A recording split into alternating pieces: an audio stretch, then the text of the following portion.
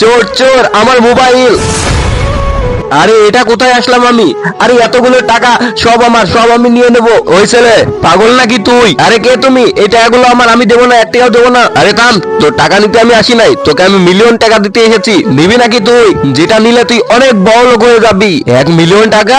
হ্যাঁ আমি রাজি, আমাকে জোরে দাও, আমাকে জোরে দাও, কিন্তু তার আগে তোকে 2টা চড় খেতে হবে। আরে জোরে মারো, জোরে মেরে আমাকে টাকাটা দাও।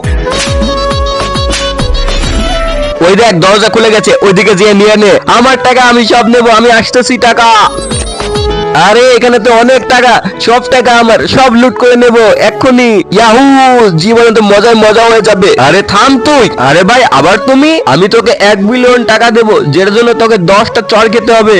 আরে তাহলে তো তাড়াতাড়ি মারো, 10টা চড়ই তো। 1 2 3 4 5 6 7 8 9, আরে 10।